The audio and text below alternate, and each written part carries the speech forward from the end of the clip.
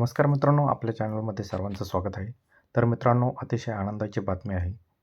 LLB 3 year cap round registration हे सुरू झालेले आहे. तर आपण आता रजिस्ट्रेशन करू शकता. यासाठी आपण कसे रजिस्ट्रेशन करू शकता, त्यानंतर लास्ट डेट किती आहे आणि कोणकोणते डॉक्युमेंट्स आपल्याला अपलोड करणं गरजेचं आहे, याबद्दल आपण आज सविस्तर माहिती बघणार आहोत. तर ही माहिती बघण्यासाठी आपल्याला जायचं आहे CET सेलच्या पोर्टलवरती. तर आपण क्रोममध्ये CET टाईप करा. त्यानंतर फर्स्ट आलेली साईटवरती क्लिक करा. त्यानंतर आपल्याला समोर असं एक पेज ओपन होईल. यामध्ये admission portal for year 2025 and 26 यावरती क्लिक करायचं आहे. यावरती क्लिक केल्यानंतर आपल्याला जे भरपूर सारे असे ऑप्शन दिसतील. यामध्ये आपल्याला LLB 3 इयर्स यावरती क्लिक करायचं आहे. यावरती क्लिक केल्यानंतर आपल्यासमोर असं एक पेज ओपन होईल. आता यामध्ये सर्व डिटेल्स दिलेले आहे. कॅप राऊंडचं जे शेड्यूल आहे ते आपण सर्वप्रथम बघूया. तर इथं जे दिलेले आहे कॅप राऊंड शेड्यूल, यावरती आपल्याला क्लिक करायचं आहे. क्लिक केल्यानंतर याला आपण ओपन करायचं आहे.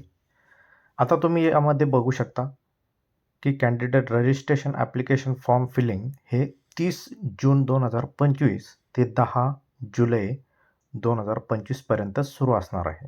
आणि त्यानंतर 1 जुलै 2025 ते 15 जुलै 2025 यामध्ये ते व्हेरिफिकेशन, जी टीम आहे CETची ती व्हेरिफिकेशन करणार आहे.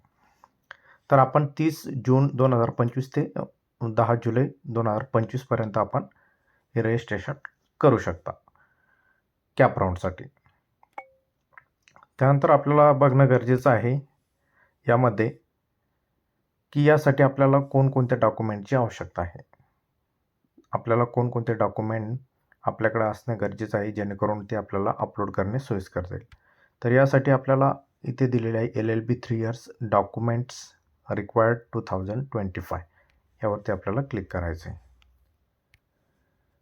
ही फाईल ओपन केल्यानंतर आपल्याला डॉक्युमेंटची लिस्ट आपल्याला मिळेल. तर यामध्ये आता सविस्तर माहिती दिली आहे की तुमचा जो फोटो आहे तो किती KBमध्ये असणे आवश्यक आहे. त्यानंतर साईन तुमचं किती KBमध्ये असणं आवश्यक आहे. ही डिटेल तुम्ही पूर्णपणे वाचून घेऊ शकता. त्यानंतर SSC certificate, HSC certificate, degree marksheets, त्यानंतर डोमोसाईल, बर्थ सर्टिफिकेट, हे सर्व डिटेल आपल्याला ही सविस्तर आपण बघून घ्यायची आहे आणि ते डॉक्युमेंट आपले रेडी ठेवायचे आहे. ही सविस्तर डिटेल आपल्याला CETच्या साईटवरती मिळून जाईल. त्यानंतर जे वेगवेगळ्या प्रकारचे फॉर्म देण्यात आलेले आहे, तर ते फॉर्मसुद्धा आपल्याला इथं प्रोव्हाइड करण्यात आलेले आहे. तर आपल्यासाठी कोणता फॉर्म आवश्यक आहे ते आपण बघून तो फॉर्म फिल करणं व अपलोड करणं अत्यंत आवश्यक आहे. तर ही झाली सर्व माहिती आपली डॉक्युमेंटविषयी. त्यानंतर आता आपण जे रजिस्ट्रेशन आहे ते 30 जून ते 10 जुलैपर्यंत सुरू असणार आहे. तर यामध्ये जे आहे की त्यामध्ये आणखी एक दिलेलं आहे तुम्हाला, conversion certificate for graduation and post graduation. तुमचं ग्रॅज्युएशन आणि पोस्ट ग्रॅज्युएशन झालेलं असलं त्यासाठी कन्व्हर्शन सर्टिफिकेट आहे, हे मी तुम्हाला दाखवतो. या अशा प्रकारे तुमचे जर सेमिस्टर वाईज असेल तर तुम्ही सेमिस्टर वाईज हे मार्क्स इथे किती मार्क्स पडलेले आहे आउट ऑफ पैकी ते आपण इथं फिल करणं गरजेचं आहे. तसेच तुमचं पोस्ट ग्रॅज्युएशन असेल तर त्यासाठी सुद्धा एक वेगळा फॉर्म देण्यात आलेला आहे. आणि तुमचं जर जो पॅटर्न आहे हा इयरली आहे किंवा सेमिस्टर आहे ते आपण बघून तो फॉर्म भरणे गरजेचं आहे. आणि तो फॉर्म आपल्याला रजिस्ट्रेशन करते वेळेस अपलोड करणे गरजेचं आहे.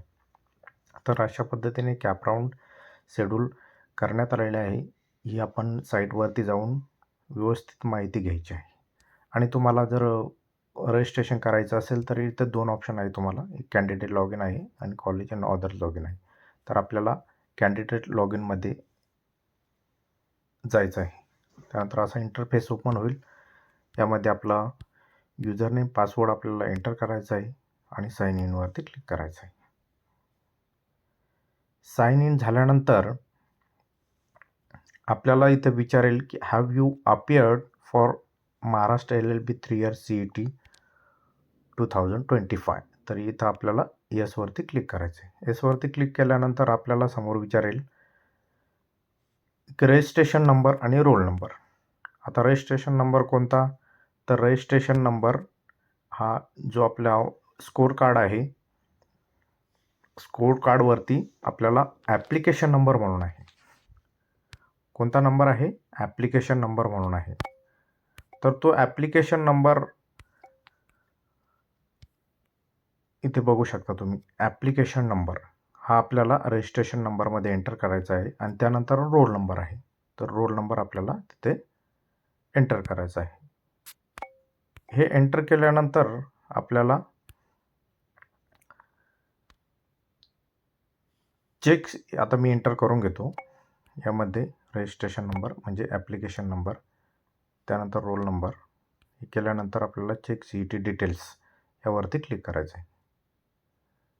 यावरती क्लिक केल्यानंतर तुम्हाला तुमचं नाव दिसेल आणि त्यानंतर CET पर्सेंटाईल किती आलेले तुम्हाला ते आपल्यासमोर डिस्प्ले होईल.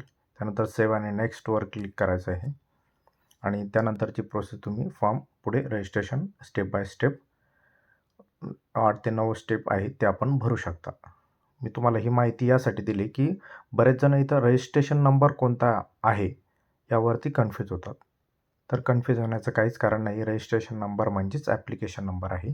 तो आपण एंटर करायचा, रोल नंबर एंटर करायचा आहे.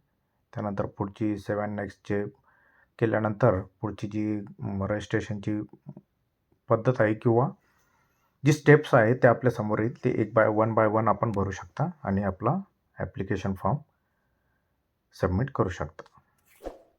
तर धन्यवाद. चॅनलवर नवीन असाल तर चॅनल सबस्क्राईब करा. थँक्यू.